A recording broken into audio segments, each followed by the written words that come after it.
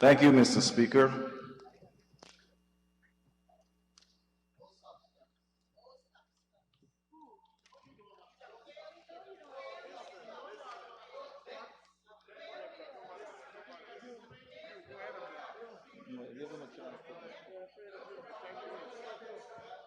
I am extremely pleased to join my colleagues on this side of the Assembly, lending my full support for Budget 2022.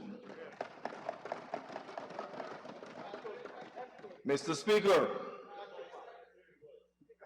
it is my pleasure to also welcome and invite the honorable members on the opposite side of this Assembly. After 5 long days of debating this landmark and historic budget,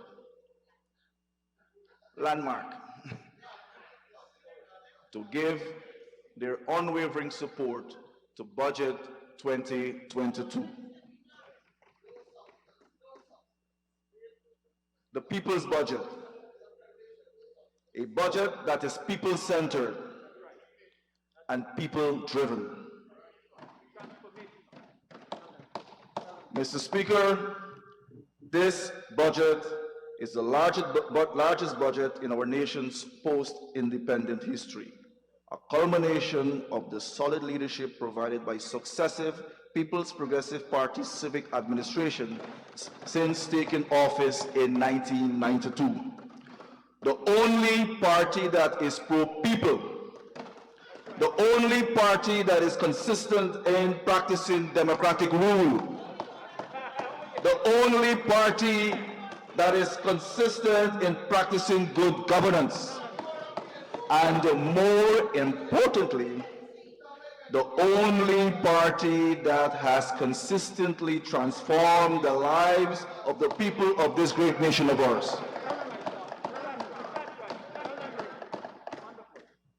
Mr. Speaker, the People's Progressive Party Civic is the only party in Guyana's history that has consistently crafted national budgets, always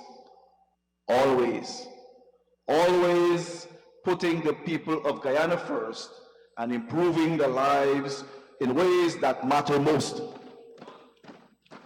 Mr. Speaker, the evidence is clear. The People's Progressive Party Civic in 1992 inherited an economy that was bankrupt, an economy with broken infrastructure everywhere, and even more disastrous, an economy with extremely low human development. With successive budgets since 1992, Mr. Speaker, the People's Progressive Party civic governments improved and strengthened Guyana's economic health, built and modernized Guyana's infrastructure, and more critically, progressively improved Guyana's human development. Mr. Speaker, recent history shows that the People's National Congress-dominated coalition is at the opposite end of the spectrum.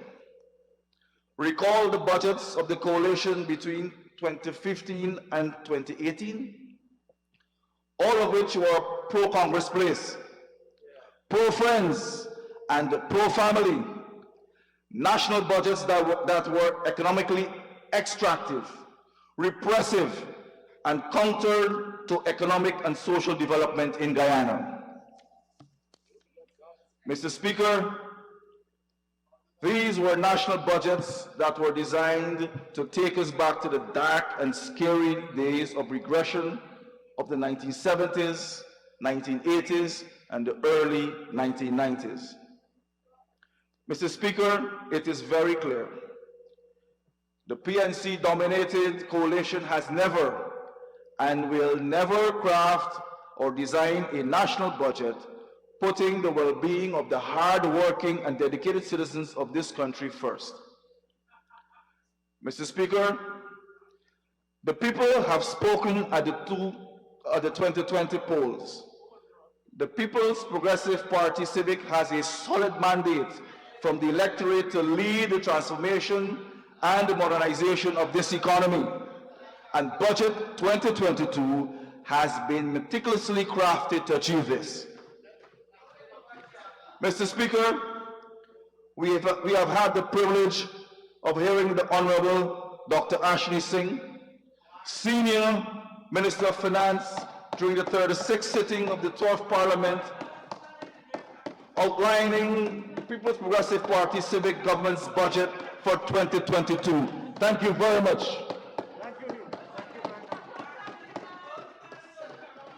This budget is an articulation of His Excellency the President Dr. Mohamed Irfan Ali's commitment to the people of Guyana, providing opportunities for Guyanese to pursue healthy, happy, and prosperous lives. While every People's Progressive Party civic budget has responded to the era in which it was presented, this budget has been crafted at a time when Guyana has been propelled into a leading oil producing nation, and this budget has taken on the needed challenge to transform our economy, responding to the needs of the people and transforming every sector of the economy. Budget 2022 embraces the One Guyana concept, a concept that has been well articulated by President Irfan Ali and is responsive to the needs of each and every single Guyanese. This 2022 budget has been crafted at a time when we can begin to reap the huge gains for our people, and it is not only responsive to such needs, but it is rising to seize the opportunities that this new epoch of Guyana is bringing. This is in sharp contrast to what the PNC-dominated coalition regime offered the Guyanese people between 2015 and 2018. It would not be a mischaracterization to describe their time in office and their attempts to govern as delusional and despotic.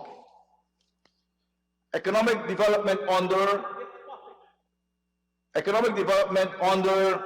the People's National Congress-dominated administration was filled with delusional ideals and failed promises. Who can forget the green economy? The failed coalition government claimed that by 2025, Guyana will be fully green. This was a grave delusion of the Granger administration. Mr. Speaker, in 2015, the Granger administration inherited the low-carbon development strategy, a strategy that was recognized for its innovative approach to development. That again, they could not have taken and moved our development forward. Mr. Speaker, the only green development they know was to paint our public buildings green. From 2015 to 2020, the PNC-led coalition government green strategy was painting everything and anything. Mr. Speaker, the People's Progressive Civic Administration is responding to the adverse impacts of climate change. Our administration has issued a consultative document, our expanded low-carbon development strategy. We want all of our Guyanese citizens to be part of this effort in saving our planet. Mr. Speaker, in this document, we continue to build on the work of former President Barrett Jagdeo, where we will be focusing on new economic incentives, making our forests worth more standing. Under the Irfan Ali administration, Guyana will be accessing market-based mechanisms for forward climate services that includes private as well as international public sector financing. Mr. Speaker, we will continue to align and allow for development of our country and our people in an environmentally sustainable manner, and will continue being a net carbon sink. How about the good life? Well, the good life was promised and delivered to the coalition elites, their friends and the cronies. The working class Guyanese, including those who voted for the coalition, did not benefit from the good life promised. The PNC-led coalition regime introduced a miserable and bleak life. Mr. Speaker, this is why in 2020, the people of Guyana returned the People's Progressive Party Civic back to government. When the People's Progressive Party Civic left office in 2015, we left a legacy of home ownership that the Granger-led administration could have built on. Unfortunately, Mr. Speaker, this was not something that they were interested in.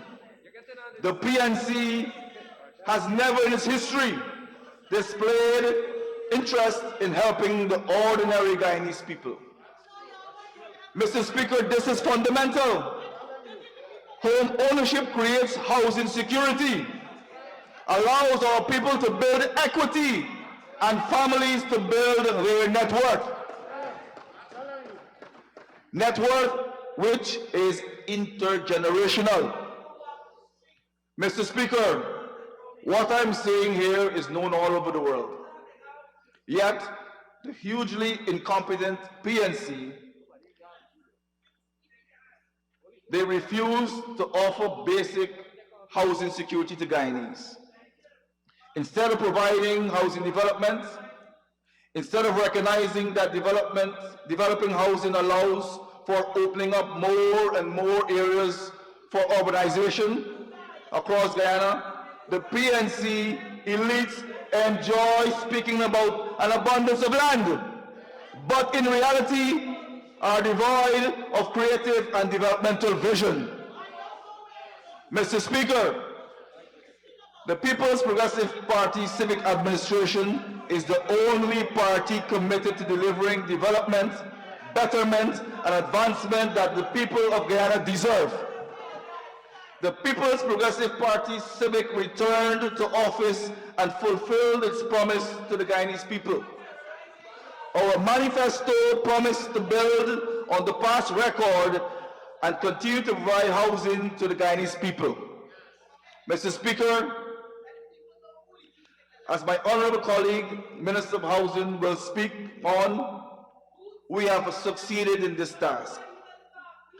At the end of 2021, we provided Guyanese all over this country with over 10,000 house lots. In 1 year, we surpassed the paltry 7,000 house lots that which the PNC-led coalition barely delivered between 2015 and 2020. Mr. Speaker, unlike the past administration, who could never think about solutions to issues, this administration has recognized that our citizens with allocated house lots may have been facing some other challenges. To this end, Mr. Speaker, we are doing more than providing house lots. We have been building homes for the first time for low-income and middle-income earners. We have been focusing on mortgage rates, negotiating those at the lowest levels ever seen. And Mr. Speaker, we will be increasing low-income mortgage loan ceiling from 12 million to 15 million. This, Mr. Speaker, is how we have been responsive to the housing needs of the Guyanese people. Mr. Speaker, the PNC-led coalition at its core believes in dominance and control of the entire economy. They treat the ordinary Guyanese person with scorn and contempt.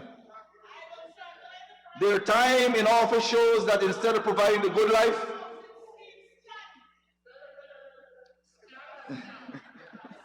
they were providing a stagnant life.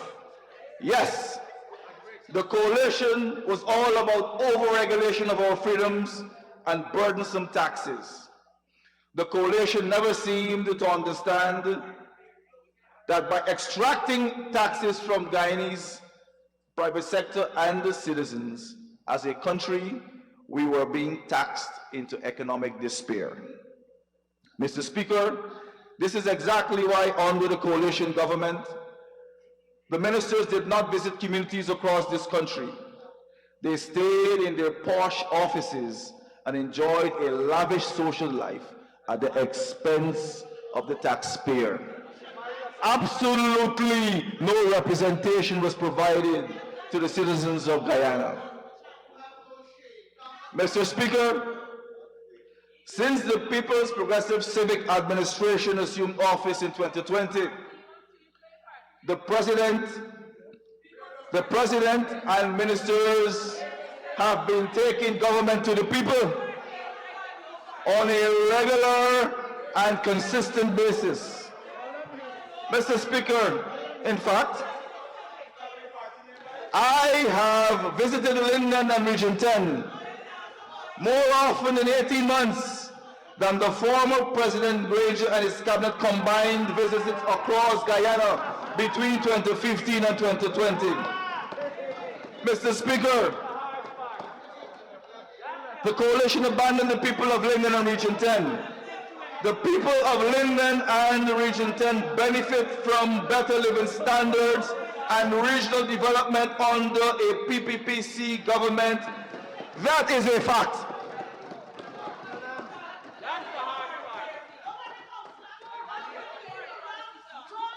Mr. Speaker, I have a list too long to go through of my visits to Linden. Hello Malawi, hello Moblessa, hello Victory Valley, Green Valley, Three Friends, Marias Elizabeth, O'Lingland, Dalawala, Amelia's Ward, Wizrock, Bamio, and the list goes on and on and on. One minister on this side of the House would have visited one community in 18 months than the entire former past administration. And we have several ministers on this side of the House visiting communities on a daily and weekly basis. Think about the representation. Think about the representation that the people of Guyana deserve. And they're getting that under a People's Progressive Party civic government. Mr. Speaker, the 2022 budget, like other budgets presented since 1992, is about opening the economy, freeing the people from overregulation, and the protection of the most vulnerable. This budget is about the modernization of every sector of this economy and allowing for greater prosperity for each and every single Guyanese. Mr. Speaker, the Ministry of Foreign Affairs and International Cooperation. Honorable Minister, honorable members, please. I am trying to hear the honorable member. Go ahead, honorable Minister.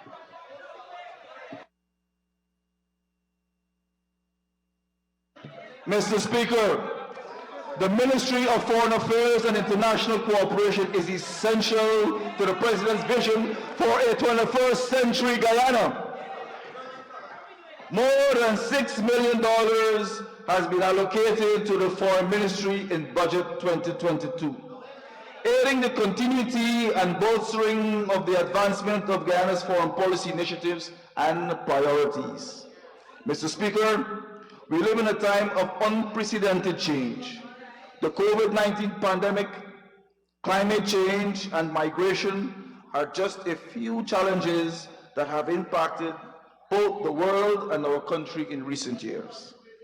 As a small developing country, our place in the global economy and the multilateral political order requires strategic action if we are able to capably represent the interests of the Guyanese people. Budget 2022 will provide adequate financial support for the Foreign Ministry in this regard. Mr. Speaker, The government's foreign policy objectives are very clear. The preservation of Guyana's sovereignty and territorial integrity, advancing bilateral relations, conducting economic diplomacy through the promotion of trade and investment, projecting a positive image of Guyana through sensitization and awareness of policies and programs being undertaken by the government in fulfillment of bilateral and multilateral agreements, engaging our diaspora in national development efforts, and maintaining a proactive role in international affairs. We place great value on the unique and impactful role that our nationals around the world can play in our nation's future, and as such, we are unwaveringly committed to harnessing in a structured manner the skills, expertise, and other resources of the Guyanese diaspora. Mr. Speaker, the People's Progressive Party civic government, since assuming office in August 2020, has dedicated great efforts in re-establishing Guyana's standing and presence as a stable and peaceful nation in the Western Hemisphere and global system. Our government is committed to protecting and defending our democracy, respect for human rights, and the rule of law, and ensuring our international cooperation are all clearly represented in fora around the world. Mr. Speaker, Guyana's bond with our international partners is today stronger than it's ever been before.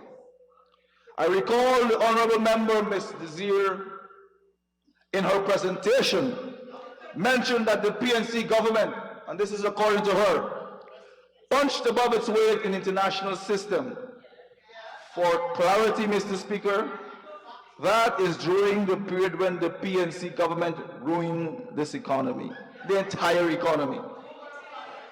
This is during the 1970s, 80s, and early 90s. Mr. Speaker, permit me to remind the honorable member that in their 1990 budget, the PNC government spent more money on the so-called punching above their weight, on education. And I have the facts to prove it, Mr. Chairman. In 1991 and 1992 budgets, the very PNC government spent more punching above their weight on education and health. They were fat cats. Imagine, Mr. Speaker, they had no national policies that they could have advanced at the international level. And there they were spending more money on a foreign policy agenda that was no good than providing education and health care for the people. And that is what the honorable member was proud about. That is disastrous. That is why the PNC will never be good for this country. Mr. Speaker, the People's Progressive Party civic government's commitment to our foreign policy agenda is driven by a cadre of trained diplomats and qualified staff at headquarters, as well as those stationed at our embassies, high commissions, and consulates abroad. Budget 2022 will provide valuable support for the implementation of the ministry's policy guidelines in a systematic manner regarding postings and cross-postings. Mr. Speaker, Honorable Member Ms. Walton Desir appears to be disinterested in her role at best, or at worst unaware of how to effectively carry out her duties as a shadow minister. If the honorable member was an effective shadow minister, she would have been reliably informed that the Foreign Service officers overwhelmingly support our current human resource management model for professional and human capital development. Mr. Speaker, while we work on enhancing our presence abroad, we are equally committed to building capacity here at home. We will continue, as we did in 2020 and 2021, to build on our team of dedicated staff and provide a range of training opportunities, thus enhancing their skill set in several areas. In this regard, the sum of 20 million has been budgeted for staffing of the Foreign Service Institute and training in international trade policy and law, language training, diplomatic training programs and workshops. In addition, an amount of 2.7 million has been allocated for language training of our diplomatic staff at the missions. This government will ensure that the Guyanese people are represented by a team that reflects their dynamism. In addition to expanding our diplomatic footprint, Mr. Speaker, the ministry will also work towards enhancing capacity in capitals where our presence has already been established. For the postings of staff around the world, we have allocated a total of $130 million. This also includes the appointments of heads of missions in several capitals where we need to continue to strengthen our presence. Mr. Speaker, the sum of $3.6 billion is included in the ministry's 2022 budget for our foreign policy program. Another critical component of the work of the ministry is the maintenance of Guyana's bilateral relations. This includes not just our closest allies, but also expanding our interaction with non-traditional partners. The sum of 140 million has been budgeted to enhance our bilateral relations. Of vital importance, Mr. Speaker, is the relationship with our frontier states. The government is committed to seeking closer relations with all its neighbors. Since we returned to office, our relations with Suriname have improved significantly. In this regard, we have had regular exchanges at the highest levels that have resulted in agreements that further cooperation in a multiplicity of areas, one of these being the bridging of the Corentyne River, which will enhance the movement of our people and provide great opportunities for trade and business. We intend to work towards maintaining the momentum in our relations with Suriname. It is also our intention to further advance our relations with Brazil.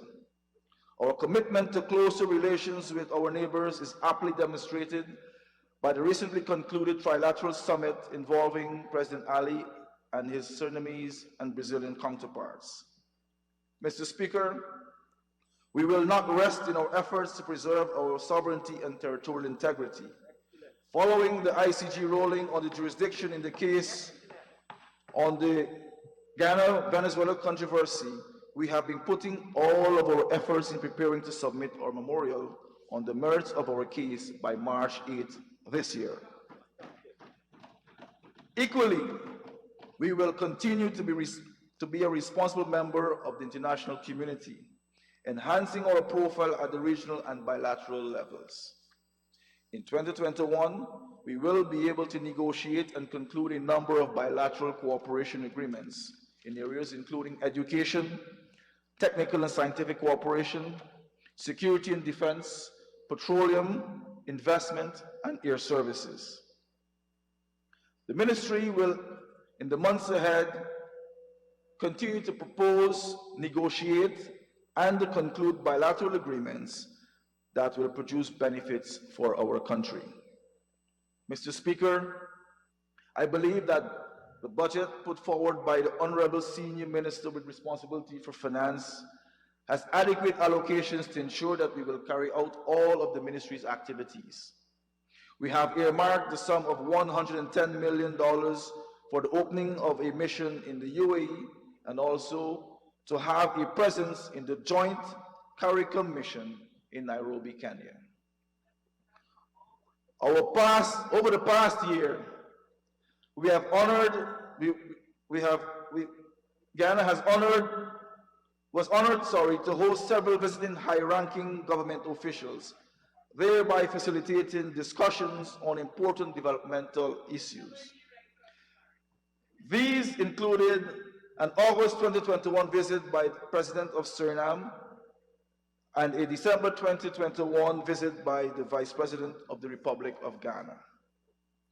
In 2022, the ministry will continue to pursue reciprocal visits between Ghana and its allies.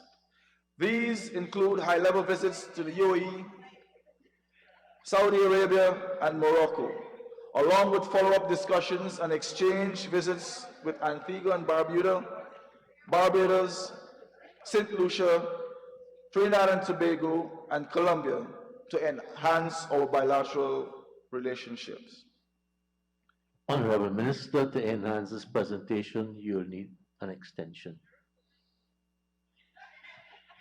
Honorable Mr. Speaker, I'd like to ask that the honorable member be given 5 minutes to conclude his presentation. Thank you. Thank you, Honorable Minister. You have 5 minutes to continue and conclude. Thank you, Mr. Speaker. Mr. Speaker, in 2021, the vital nature of strong bilateral partnerships was illustrated by the vast support that was received in the fight against the COVID-19 pandemic. Guyana, through our bilateral cooperation, was able to receive hundreds of thousands of doses of life-saving COVID-19 vaccines, ensuring that we will be able to emerge from this difficult period. In the year ahead, we will continue to cooperate in this regard and in further enhancing our preparedness to face future global health challenges. As I have mentioned before, the ministry will continue to maintain and nurture and strengthen our traditional partnerships. We see these relations as not only being historical and mutually beneficial over the years, but also practical and aligning with our philosophy that strong bilateral relations are the bedrock of a country's international relations, and we are no exception in this regard. At this time, we remain committed to pursuing and cementing relations with other nations for the benefit of our countries and peoples. Mr. Speaker, while we are committed to expanding and further enhancing Guyana's bilateral partnerships with critically important partner states, the government also believes that regional integration, both in the Caribbean and Latin America, must be a vital component of a comprehensive strategic foreign policy agenda. The ministry over the last year was keenly focused on strengthening our role in regional organizations. Given that these organizations are composed of our neighbors, we believe that these relationships will be invaluable in addressing a range of issues. These regional blocs provide avenues for debate and collaboration on issues such as health, energy, security, disaster, risk management, and agriculture and food and nutrition security, just to name a few, Mr. Speaker. The Caribbean community, CARICOM, as we know, is among our most important avenues for development of our country. Our commitment to ensuring the successful advancement of this regional committee and integration has not waned.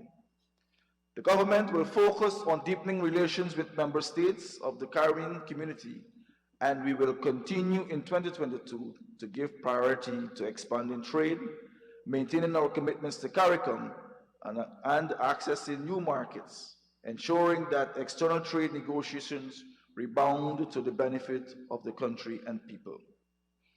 Further demonstrating our commitment to Caribbean integration and CARICOM, Mr. Speaker, we have also allocated a sum of $150 million for the construction of a new building to be used as the official residence of the CARICOM Secretary General. Mr. Speaker, the government renewed Guyana's leadership on agriculture and food security and the focused community's attention on related maritime transport through His Excellency the President's presentation on advancing CARICOM agri-food systems agenda, prioritizing regional food and nutrition security. His Excellency the President, in his capacity as CARICOM lead, Head of Government on Agriculture, and the Honorable Minister of Agriculture, in his capacity as chairman of the Special Ministerial Task Force on Food Production and Food Security, are advancing the implementation of the community decisions on improving the region's food and nutrition security. The sum of $5 million is budgeted for these activities. Mr. Speaker, in closing, I would like to also mention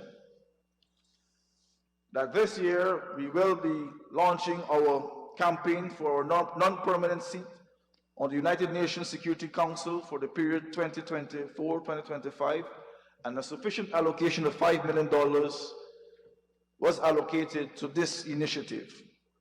The preparation for the government-led stakeholder process regarding the voluntary national review, an initial sum of $3 million is included also in our budget in this regard. The ministry would also continue to support initiatives at the cost of $3 million towards implementation of government's low-carbon development strategy. International trade, Mr. Speaker, will receive a sum of $52.7 million. And last but not least, in revitalizing our country's strategies for diaspora engagement, $50 million was allocated towards a range of activities to connect the government and Guyanese around the world as an illustration of our commitment to fulfilling our promise, serving all Guyanese.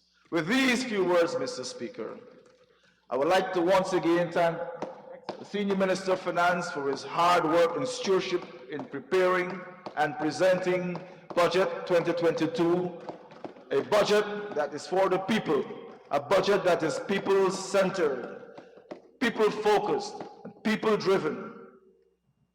With those few words, Mr. Speaker, I would like to commend the successful passage of this budget to this House, steadfast against all challenges, resolute in building one Guyana. Thank you.